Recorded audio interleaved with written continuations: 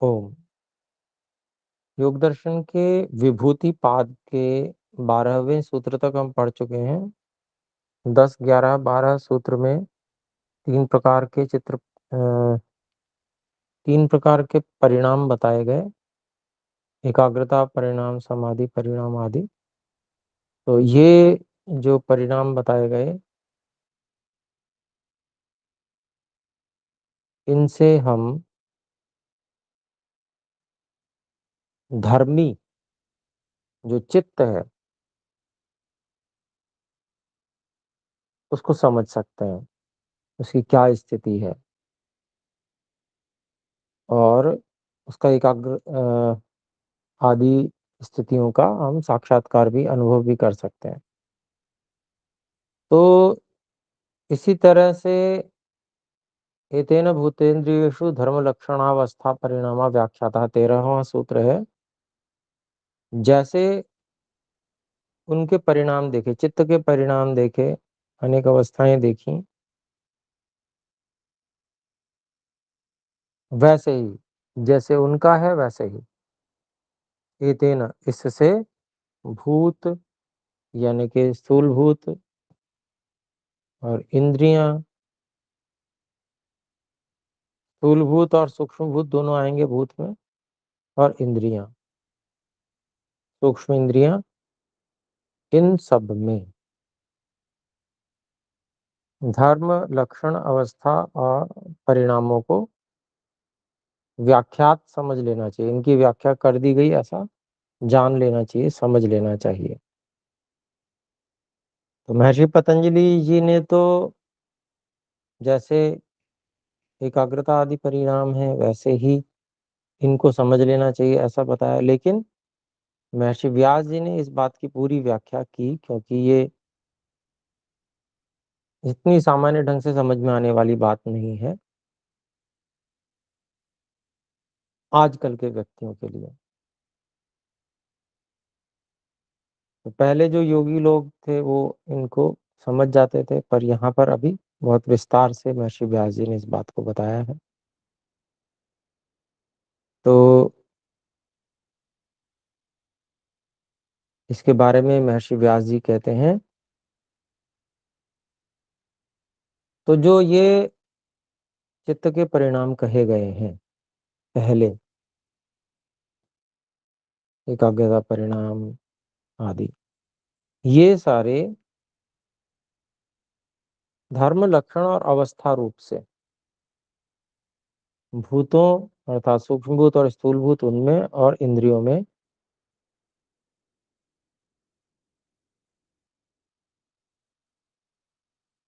भी धर्म लक्षण और अवस्था रूप से मतलब उनको जान लेना चाहिए, समझ लेना चाहिए, ऐसा सूत्र का अभिप्राय है।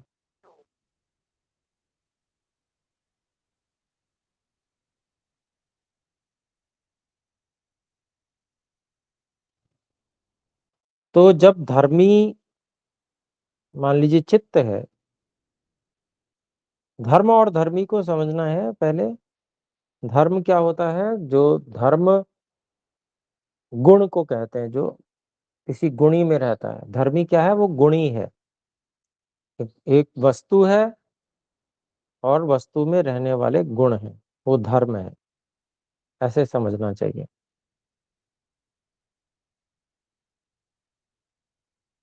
और जो गुण है उनमें अवस्थाएं आदि हैं जो उसमें, तो वो उनमें परिवर्तन होता है।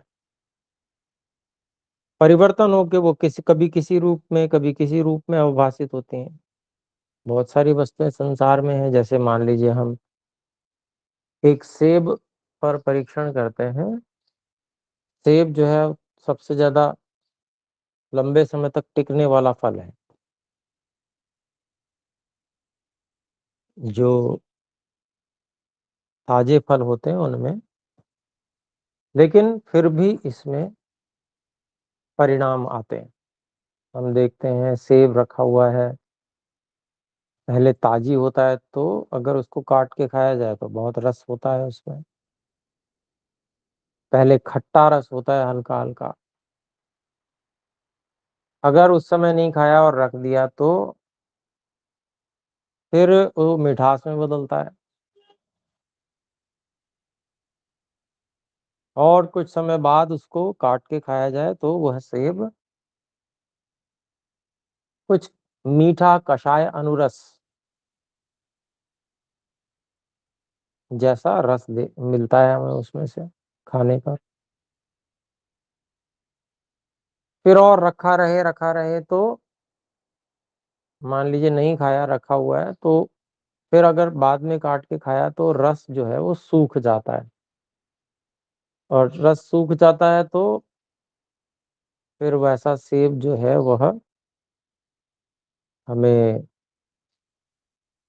थोड़ा फुसफुसा जैसा, बिना रस का, रस नहीं होता उसमें, फुसफुसा जैसा वो सेब खाने को मिलता है। जब हम खाते हैं तो फुसफुसा जैसा हो जाता है। स्वाद रहता है थोड़ा, लेकिन फुसफुसापन रहता है। रस जैसे पहले बिल्कुल ताजी सेब में होता है उस तरह का रस उसमें नहीं होता। फिर उसके बाद में अवस्था बदलती, फिर और बदलती है अवस्था। तो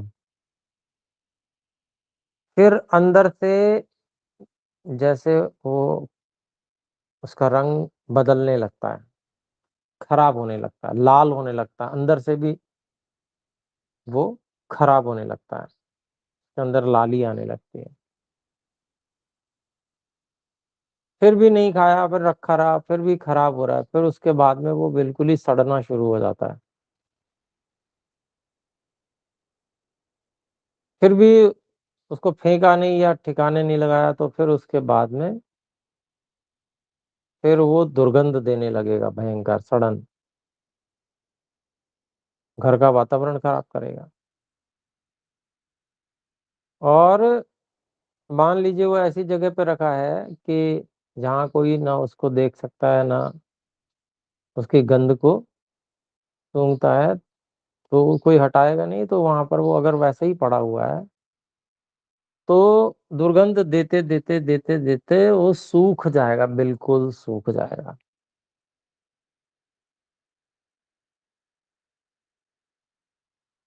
और सूखने के बाद भी फिर क्या होगा, फिर उसके बाद में उस पे और कमजोरी आएगी। तो उसमें भुरभुरापन बिल्कुल जैसे कोई धूल होती है उस तरह का हो जाएगा, मिट्टी में मिल जाएगा। ये सब क्या है, क्रम है, अवस्थाएं बदल रही हैं एक वस्तु की।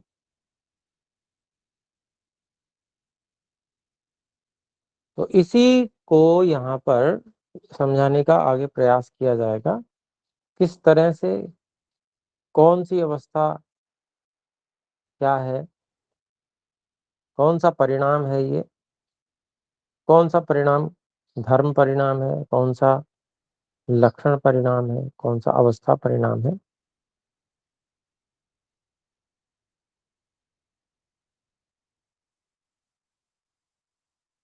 तो धर्मी और धर्म ये दो चीजें हो गई।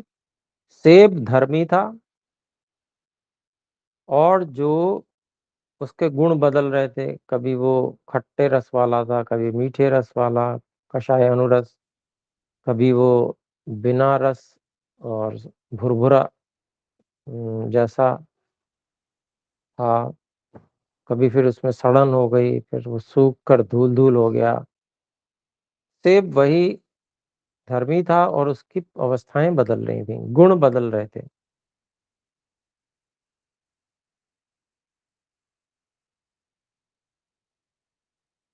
तो धर्म और धर्मी, धर्मी में ही धर्म रहते हैं, धर्मी से धर्म अलग नहीं होते।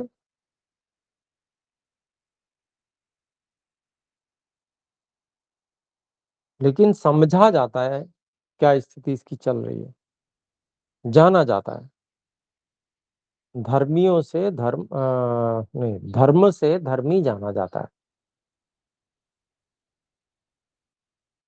तो इसी प्रकार से जो चित्त था उसमें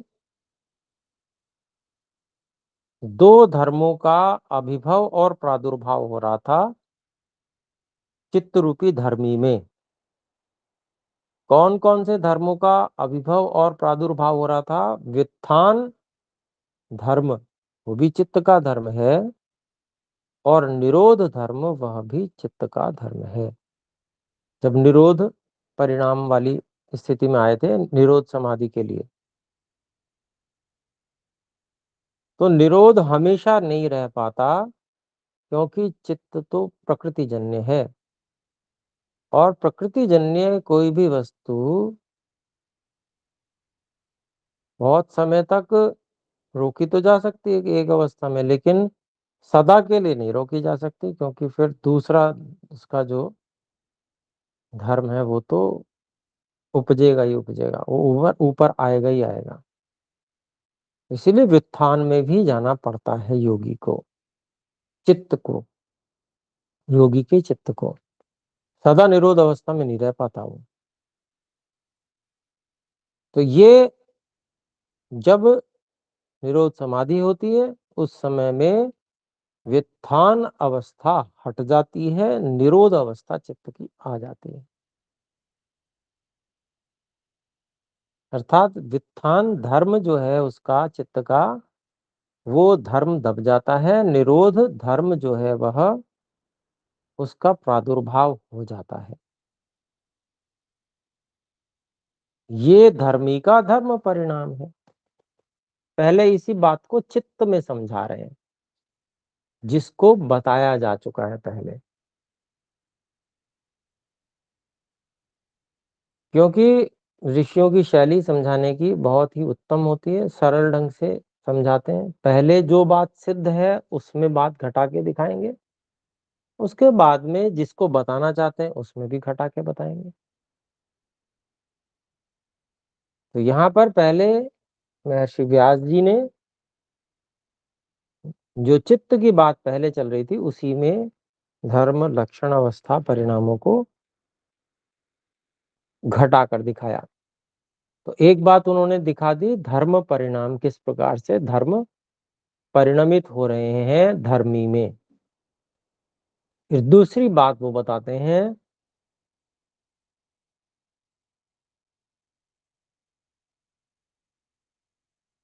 लक्षण परिणाम चित्त का।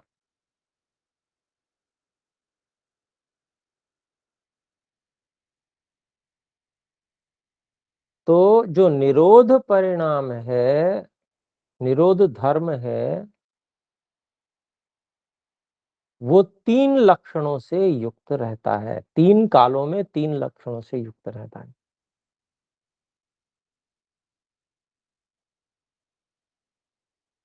जिस समय निरोध आरंभ नहीं हुआ, हर एक धर्म, उसके तीन लक्षण होते हैं, लक्षण परिणाम अब यहाँ पर बता रहे हैं।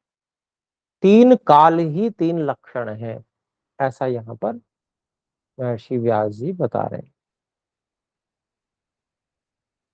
तो निरोध जो धर्म है, वह निरोध धर्म तीन कालों वाला है, अर्थात तीन लक्षणों वाला है। कौन कौन से? पहला लक्षण है अनागत लक्षण। जिस समय, अब निरोध समाधि को व्यक्ति प्राप्त तो करता है, जो व्यक्ति योगी इस स्थिति में पहुंचता है, लेकिन जब तक निरोध अवस्था, निरोध धर्म से युक्त चित्त नहीं हुआ है और होने वाला है, तो वो स्थिति अनागत स्थिति होगी, अनागत लक्षण से युक्त है, ऐसा कहा जाएगा। निरोध धर्म अनागत लक्षण से युक्त है। अनागत, अन मतलब नहीं, आगत मतलब आया, अभी नहीं आया है वो, ये अभिप्राय। अनागत भविष्यत भविष्य में आएगा, यहाँ पर ये लक्षण है कि निरोध अवस्था भविष्य में आएगी, आने वाली है। ये जो निरोध धर्म है, ये तीन लक्षणों वाला दिखाया जा रहा है। तो पहला हो गया अनागत लक्षण।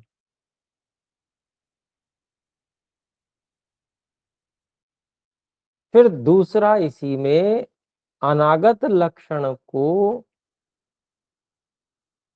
नष्ट करके वर्तमान लक्षण प्रकट हो जाता है। यानी कि निरोध धर्म जो है वो वर्तमान में आ जाता है, वो धर्मत्व को नहीं छोड़ता। निरोध धर्म तो धर्म है ही है, धर्मी चित्त का धर्म निरोध धर्म है ही, धर्मत्व नहीं छोड़ रहा है, बल्कि अनागत लक्षण को छोड़कर वर्तमान लक्षण में आ जा रहा है।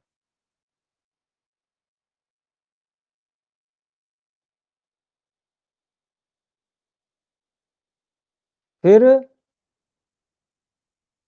जब निरोध समाधि समाप्त हुई, अब चित्त में सामर्थ्य और नहीं बचा कि वो निरोध समाधि वाले योगी की इच्छा के अनुसार निरुद्ध अवस्था में रह सके। सामर्थ्य की न्यूनता है, सामर्थ्य समाप्त हो जाती है, सामर्थ्य तो सीमित ही है। तो फिर वह वर्तमान लक्षण को छोड़कर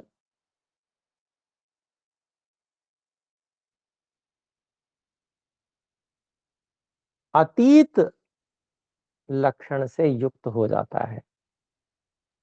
तो ऐसे जो धर्मी का एक धर्म है उसमें 3 लक्षण, अनागत लक्षण, वर्तमान लक्षण और अतीत लक्षण, इन लक्षणों से युक्त रहता है, अपने धर्मपन को नहीं छोड़ता। ये अभिप्राय। तो ये चित्त के विषय में। फिर उसके बाद में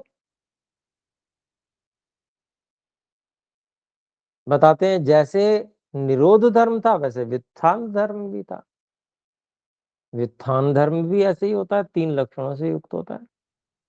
वो भी वित्थान धर्म जो अपने धर्म को न छोड़ता हुआ वर्तमान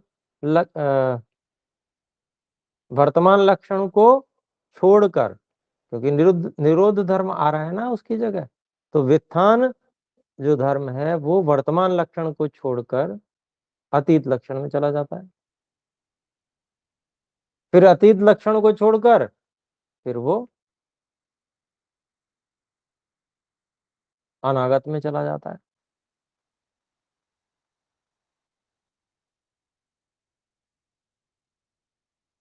अर्थात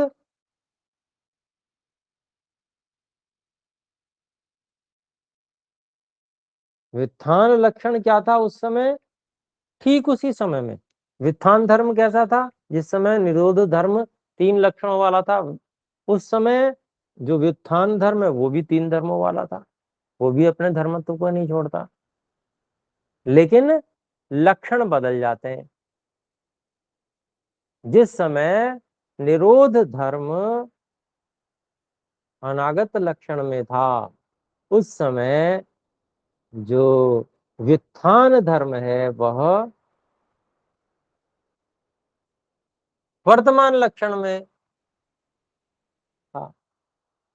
अर्थात वो आया नहीं था तो उस समय व्युत्थान ही था, निरोध अभी आया नहीं था तो उस समय व्युत्थान वर्तमान लक्षण में था। जैसे ही निरोध धर्म वर्तमान लक्षण में पहुंचा, जो व्युत्थान धर्म है वो अतीत में चला गया, कि व्युत्थान था पहले, अब नहीं है, अब निरोध है सामने चित्त में। धर्मत्व नहीं छोड़ रहा है लेकिन लक्षण बदल रहे हैं। मैं समझता हूं इस बात को जैसा कि महर्षि व्यास समझाना चाह रहे हैं आप समझ गए होंगे।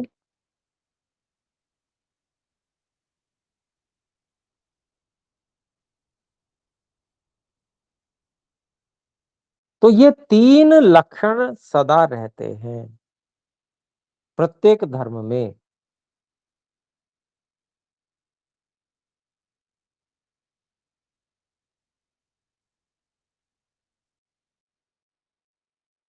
3 इसके काल हैं, ये लक्षण जो है।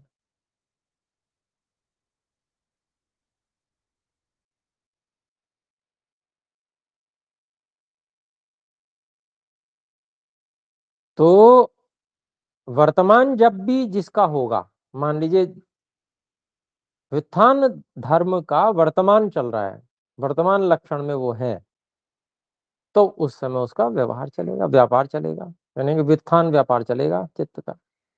विरुद्ध अवस्था वहां पर या तो अनागत लक्षण में होगी या अतीत लक्षण में होगी, दोनों ही कहा जा सकता है। क्योंकि अभी निरोध अवस्था में जाने का लंबा समय अभी लगेगा, तो फिर वो अतीत लक्षण में है। और जैसे ही अब थोड़ी देर बाद में हम निरोध अवस्था में लाने वाले हैं, निरोध धर्म में जाने वाले हैं चित्त के, उस समय फिर अनागत लक्षण में चला जाएगा वो। तो थोड़ा सा अंतर है धर्म में, जो लक्षण है उनके 3 लक्षण है, उनमें थोड़ा थोड़ा अंतर आता है। उसका विभाग और विभाजन अपने लोगों को समझना होगा। तो जिस समय में वर्तमान होता है, उस समय ऐसा नहीं है कि वो अतीत और अनागत लक्षणों से पूरी तरह से हट गया हो। वो लक्षण भी रहते हैं, लेकिन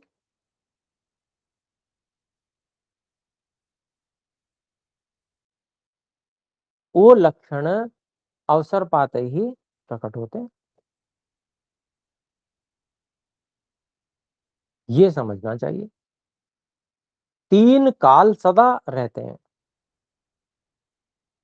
प्रत्येक धर्म में। तो प्रत्येक धर्म कौन से समय कौन से काल में है, ऐसा अपने को समझना पड़ेगा। तो ऐसे क्या है, क्रम चलता रहता है कि निरोध होता है, प्रयास पूर्वक उसको निरोध अवस्था में निरोध समाधि को व्यक्ति प्राप्त करता है, तो चित्त का निरोध परिणाम रहता है। फिर व्युत्थान आ जाता है असामर्थ्य के कारण से,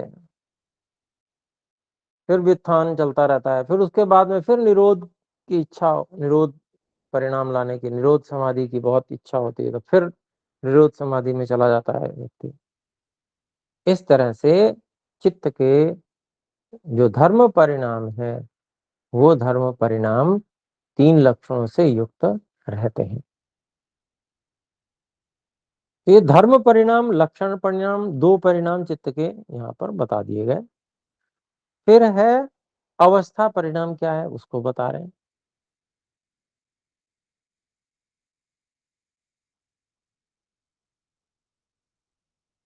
तो अवस्था क्या होती है चित्त की, चित्त में जो चीजें हैं, ये अवस्था परिणाम उन पे प्रभाव से संबंधित है। जो मैंने सेब का उदाहरण दिया था, सेब में जो इंग्रेडिएंट्स जो थे वो बदल रहे थे। सेब के जो उसमें अंदर लगी हुई चीजें थीं, उनमें जो परिवर्तन आ रहा था, ये उसकी अवस्था बदल रही थी। उसके जो अवयव थे सेब के, उनमें परिवर्तन आ रहा था। वहां धर्म का जो बदलना था, वो एक भिन्न प्रकार हो गया, लेकिन उसके जो अवयवों में ही परिवर्तन हो जा रहा है पूरा, वही अवस्था परिणाम है। तो यहाँ पर जो चित्त के अवयव हैं, यहाँ अवयव चित्त के तो है नहीं, क्योंकि वो तो अत्यंत सूक्ष्म है।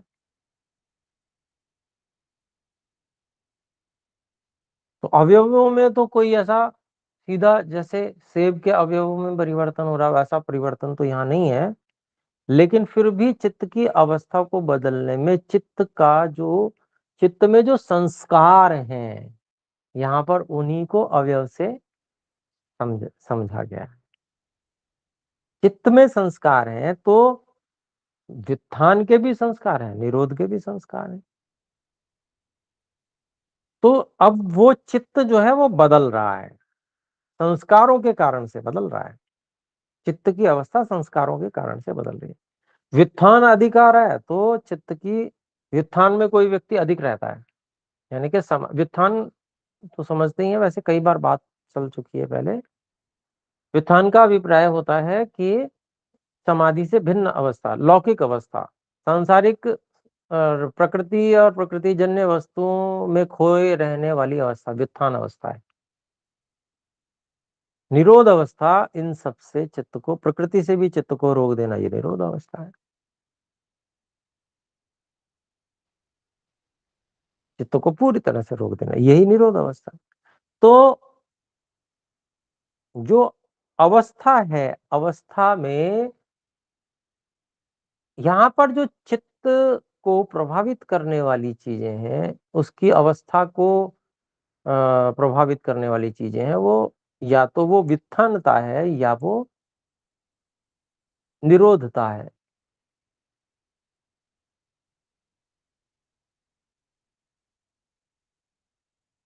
तो संस्कार बनते हैं हर एक के। व्युत्थान अधिक समय रहेगा तो व्युत्थान के संस्कार अधिक बनेंगे, तो उसी तरह की अवस्था रहेगी चित्त की।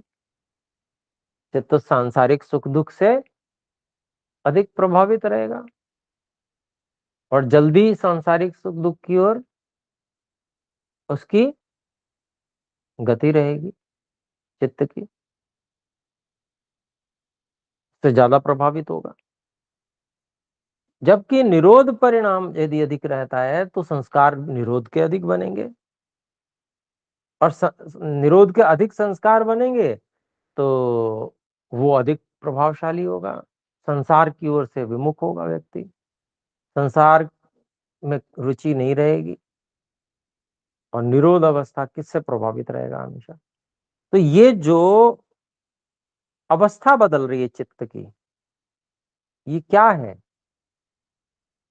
अधिक प्रभावित होना। किस चीज से वो अधिक प्रभावित है चित्त? ये उसकी एक अवस्था है, इसी को यहाँ पर अवस्था परिणाम के रूप में कहा जा रहा है। तो ये जो है प्रत्येक धर्म का अवस्था परिणाम है। निरोध धर्म के लिए अनुकूल स्थितियां हैं या व्युत्थान के लिए अनुकूल स्थितियां चित्त में है?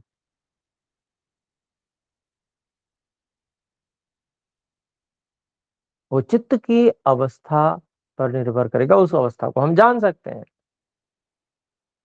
वही चित्त का अवस्था परिणाम है।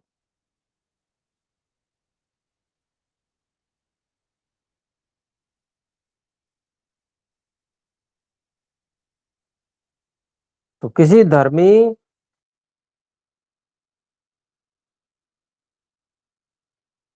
के धर्मों के द्वारा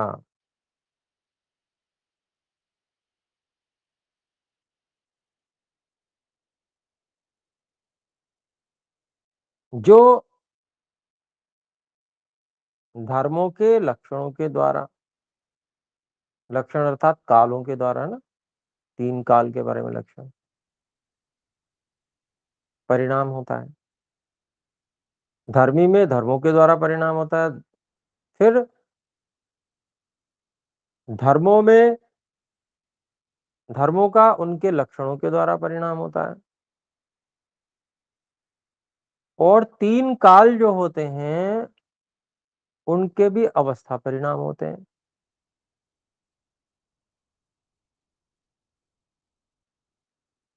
तो जो भी त्रिगुणात्मक वस्तु है, यानी कि जो प्रकृति जन्य वस्तु है, वो एक क्षण के लिए भी धर्म लक्षण और अवस्था परिणामों से शून्य नहीं हो सकती। चित्त तो एक उदाहरण है।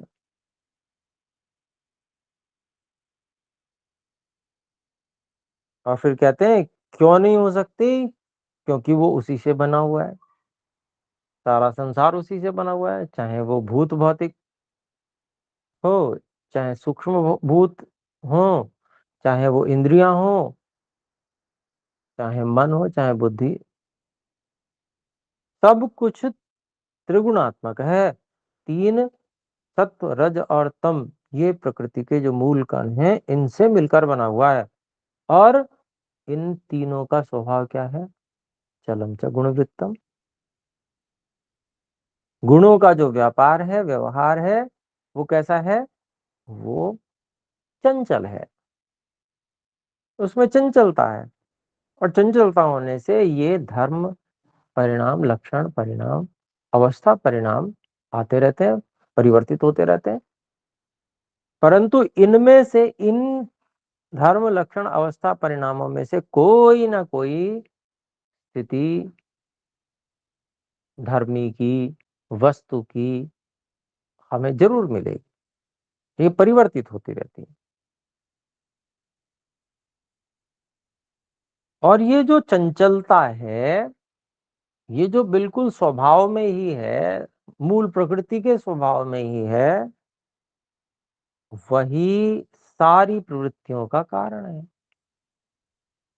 चाहे कितना भी प्रयास कर ले व्यक्ति के, मैं तो हमेशा मोक्ष जैसा ही अनुभव करना चाहता हूँ, मैं तो निरोध अवस्था में ही रहूंगा, रह ही नहीं सकता।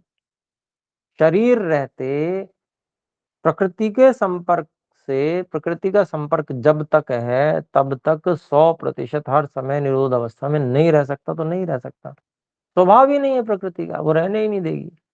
उसमें है चंचलता, वो बदलेगी।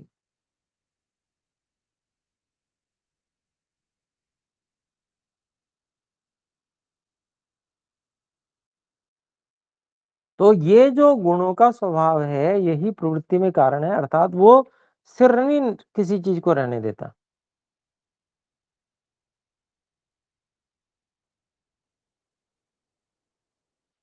तो इस प्रकार से धर्म और धर्मी के भेदों से,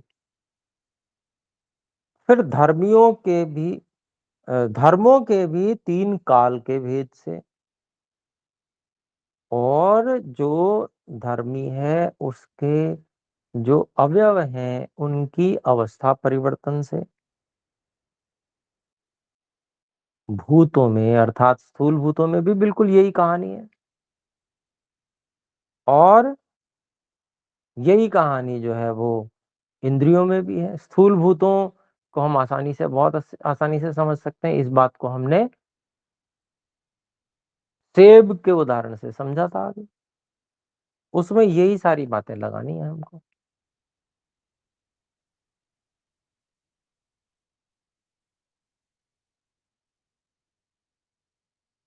तो ये सारे परिणाम समझने चाहिए।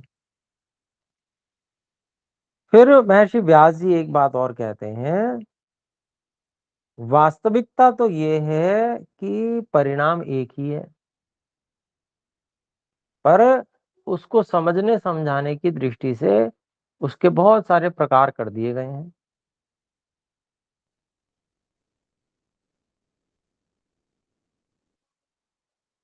तो कहते हैं धर्मी का जो स्वरूप है, जिस स्वरूप में वो वर्तमान में है वही उसका धर्म है। लेकिन धर्मी स्वरूप बदलता रहता है, इसलिए धर्मी की विभिन्न क्रियाओं के द्वारा उसको धर्म के द्वारा फैला के समझा दिया जाता है कि अब ये धर्म है, अब वो धर्म है, अब ये वर्तमान में है, अब वो भविष्यत में है। और फिर इसकी ये अवस्था है कि वो अ, किसको अधिक सपोर्ट करेगा, ये अवस्था है इत्यादि। सेब है तो कैसी अवस्था है, अभी वो सत्व सात्विक स्थिति लाने में सपोर्ट करेगा, क्योंकि वो अपने पूर्ण यौवन पर है, मधुर और कषाय अनुरस में वो है और पूरे रस से भरा हुआ है। तो सात्विकता को उत्पन्न करने वाला होगा। किसको सपोर्ट करेगा? सात्विकता को सपोर्ट करेगा। वही सूख जाए तो कुछ तमोगुण को भी सपोर्ट करेगा सत्व गुण के साथ में। सड़ जाए तो बिल्कुल तमोगुण को ही वो सपोर्ट करेगा, उसकी तो गंध भी जो है वो व्यक्ति को तमोगुण से युक्त कर देगी। तो ये मतलब अवस्थाएं भिन्न भिन्न, ये सब जो धर्मी है वस्तु जिसकी हम बात करें, किसी की भी बात कर सकते हैं एक वस्तु को लेकर, उसमें वैसे तो धर्मी का एक ही परिणाम होता है, वही परिणाम हम समझने के लिए उसको अलग अलग प्रकार से लक्षण और अवस्था परिणामों को के द्वारा कह के भी समझते हैं।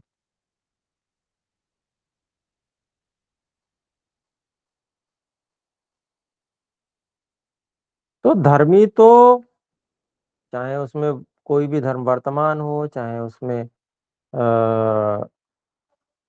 भूतकाल में चला जाए कोई धर्म, या भविष्यत काल की अवस्था में हो, किसी भी स्थिति में हो,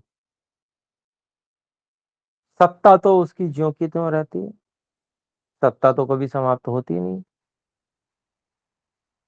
कभी कारण रूप में रहता है। मान लीजिए सेब बना ही नहीं है अभी वृक्ष पे, वो जो है फल के आकार का वो छोटा सा बिंदु जैसा, फिर वो बढ़ता जाता, लेकिन वो था तो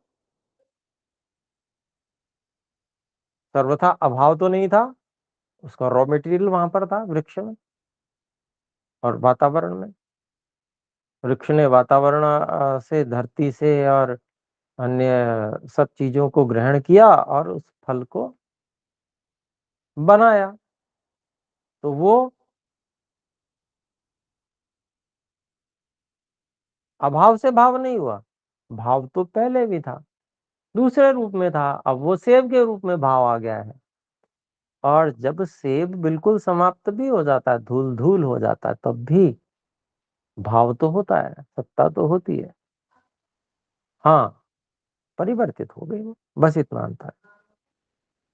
इसीलिए यहाँ पर इस बात को समझाने का प्रयास कर रहे हैं कि अवस्थाएं बदलती हैं, धर्म परिवर्तित होते हैं, लेकिन सत्ता हमेशा एक सी रहती है। सत्ता नहीं परिवर्तित होती। उदाहरण के लिए थोड़ा सा दूसरा उदाहरण ले लें, जैसे सोना है, तो सोना धरती में दबा हुआ था, वो छोटे छोटे टुकड़ों में था, बटा हुआ था, मिट्टी में बहुत गंदगी मिक्स थी उसमें। किसी ने जाना कि यहाँ कोलार जगह है, यहाँ पर सोने की अच्छी मात्रा मिलती है, उसने वहां पर खोदना शुरू किया और जो उसमें से सोने के कण है उनको अलग किया मेटलर्जी के द्वारा और सोना बना लिया। सोना बना के फिर वो, अब देखिए सोना अपनी अवस्था में आ गया, अब उससे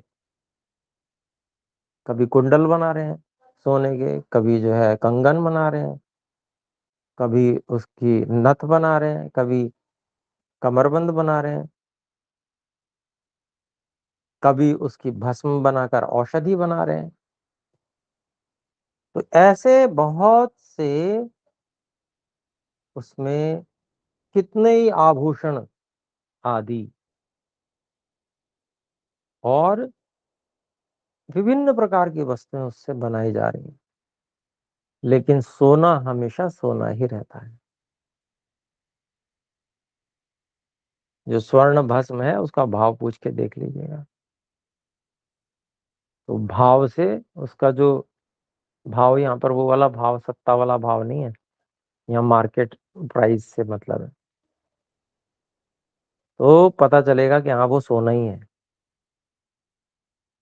क्योंकि वो सोना अगर मिट्टी हो जाता तो मिट्टी के भाव मिलना चाहिए, रेट उसका मिट्टी का होना चाहिए, लेकिन नहीं, राख होने के बाद भी वो है सोना ही। तो अभिप्राय क्या है कि सत्ता कभी छूटती नहीं है, सत्ता हमेशा रहती है। बहुत सारे आभूषण अलग अलग बनाए, कभी उसको तोड़, उसी को तोड़ के गला के ये बना दिया, कभी उसी तोड़ के गला के वो बना दिया, कभी ये, लेकिन उसमें सोनापन तो वैसा का वैसा ही है। सोना तो वो है ही है, भले ही हमने रूप बदल दिए। ये उदाहरण दिया गया कि सत्ता नहीं हटती, सत्ता तो हमेशा ज्यों की त्यों रहती है। ये यहाँ पर बता रहे हैं। फिर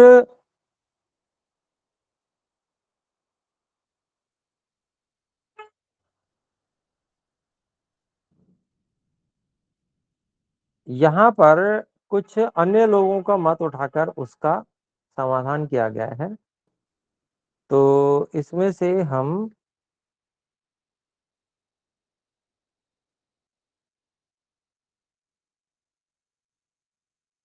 चार पैराग्राफ पढ़ चुके हैं व्यास भाष्य में से और समझ भी चुके हैं। अब जो अन्यों की चर्चा है, किसी ने कुछ बात कही, तो उस चर्चा को हम, जो कि अभी 3 पैराग्राफ इसमें व्यास भाष्य के और शेष हैं, इसको हम अगले कक्षा में पढ़ेंगे, क्योंकि ज्यादा हो जाएगा तो फिर हजम नहीं होगा। इतना अच्छे से हम समझें इसको बढ़िया से, तो क्या ऋषि हमको बताना चाहते हैं और उससे हमें सिद्ध क्या होगा, ये अपने को समझ में आएगा। क्योंकि जब हम किसी वस्तु का साक्षात्कार करते हैं तो इतनी गहराई में जाते हैं कि उसकी हर चीज का हम वहां विश्लेषण करते हैं।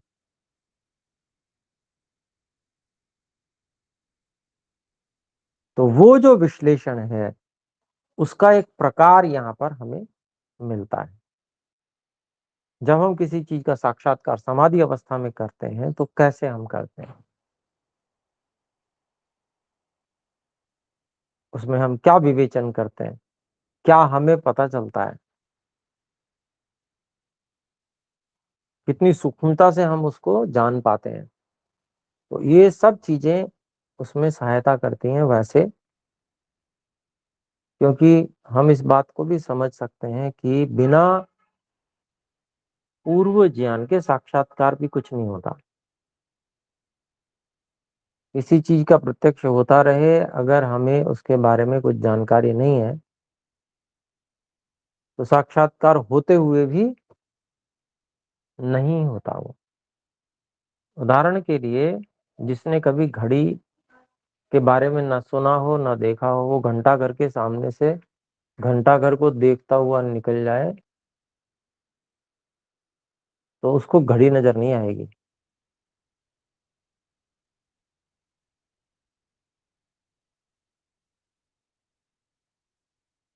समझ में ही नहीं आएगी उसको कि ऐसा भी कोई यंत्र है, यंत्र भी है, ऐसा भी नहीं समझ में आएगा। बहुत एकाग्रता करेगा तो, अब मान लीजिए उस घंटा घर में ही एकाग्रता करता है,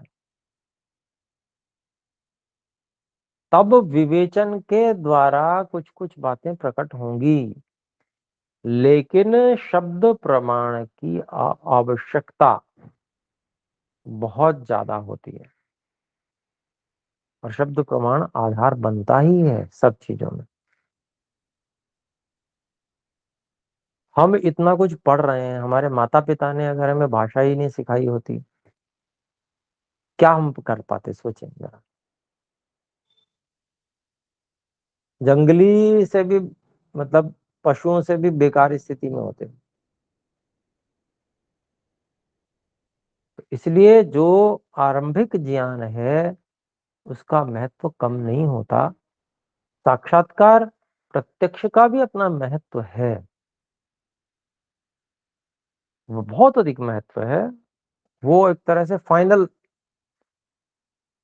है, उसके बाद कोई संशय नहीं रह जाता।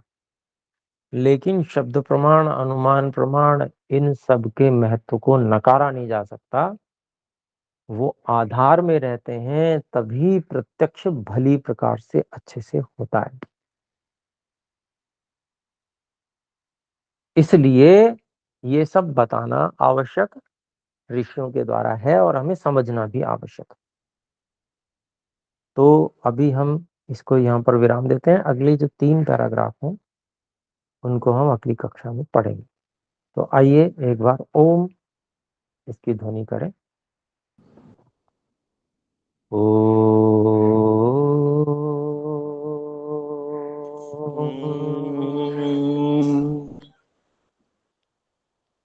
सभी को सादर नमस्ते। नमस्ते जी। नमस्ते गुरु जी। नमस्ते जी। ओम।